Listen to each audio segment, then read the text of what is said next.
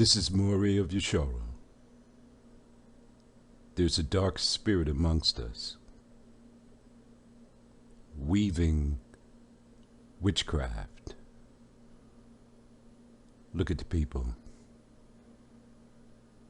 They're in a trance. What is he telling them? We will now enter into the fast of the 4th month. Is he trying to counter Yah's fast of the 7th month, the Day of Atonement, with his own fast? Look where he will lead you. To the lake of fire. Let's see if there's a statute to tell you how to carry out the fast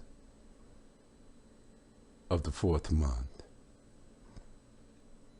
Zechariah, Yahoo. You would say Zechariah, chapter 8, verse 19. The text, verse 19. The text is the place where that demon extracted the fast of the 4th month. 19. Thus saith Yahuwah to Zabaoth, the fast of the 4th month, and the fast of the 5th, and the fast of the 7th, and the fast of the 10th, shall be to the house of Yahudah joy and gladness, and cheerful feast. Therefore, love the truth. Did you hear that? And peace. Okay. What day?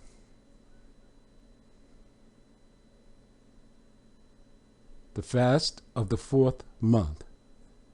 What day? Is it listed here? How do you know when to carry it out? There must be a statute.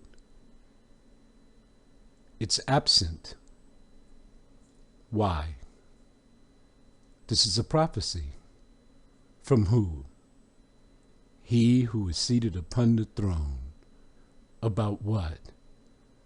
A future event. When we are gathered. When we bypass the lake of fire. Ushered to the mount of Tishyam, where we shall rebuild the waste cities, rebuild the temple. The children shall be playing in the streets. The old men, the old women, they'll be standing around, the men with their staffs in their hand. There shall be joy and gladness and cheerful feasts before Yahuwah. To Zabaoth. This is a prophecy of a future event. That's why the day is not listed for you to start. Okay, let me point out something else. See the word month after 4th? It's the only one that has month listed to it. Month does not exist in the original text. Go to the Blue Letter Bible. Go to the parallel Hebrew Old Testament. You will not see the word Hadash. No reference to month. But the translator put it in to frame your thoughts. Let me tell you how it should read. The fast of the 4th, the fast of the 5th, the fast of the 7th, the fast of the 10th, shall be to the house of Yahudah joy and gladness. That could all happen in 1 month. 4, 5, 7, 10. It's not defined. Where's the statute? That tells you what day you're to carry it out. Okay, look at Leviticus 23:27. Here's a statute. Also, on the 10th day, look up top. See any reference to the 10th day of the 4th? Of this 7th month, that is Hadash, it's a moon phase. Remember, month up top is not listed. There shall be a day of atonement. Oh, so it also tells you exactly what you're fasting for, to be atoned for. Do you see it up top? It shall be a holy convocation unto you, and you shall afflict your souls. Is that clear? And you are to offer an offering made by fire unto Yahuwah. Where's the offering up there? 28. And you shall do no work in that same day. Does it say that you cannot go to work on the fast of the 4th month? For it is a day of atonement, kapar, to make an atonement, kapar, for you before who? Yahuwah, your Aliyakam. How clear is that? Now look in 19. Doesn't tell you the day. Doesn't tell you what you're fasting for. Doesn't even tell you the month. It just says the fast of the 4th. This is what demons do. They take a passage, take it out of its context, and then try to make it work for themselves. But I'm here now. I see all of these things. I can see clearly. The rain is gone. I can see exactly what you're doing. You are violating this book of the law.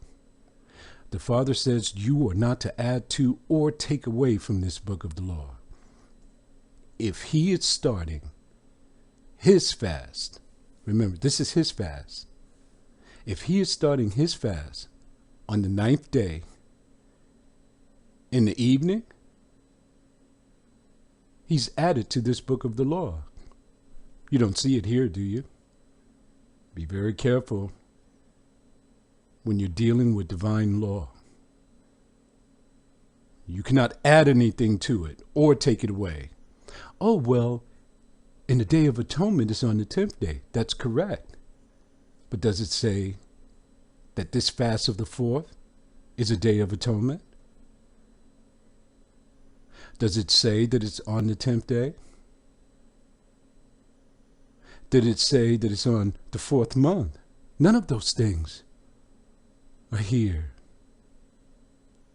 You see, the person, this demon, he created his own 4th month. He told you that.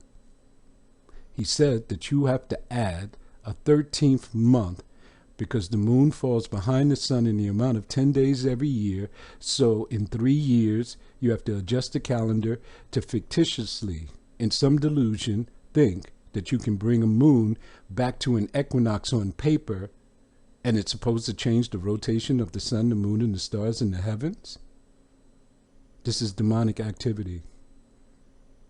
It's happening right before you. Because the people are asleep. They're in a trance. They're unaware. Brothers and sisters, this demon is trying to pull you away from Yah's appointed day. Okay. This is Saturday. In the evening of Saturday to the evening of Sunday, you are to afflict your souls. It is a day of atonement.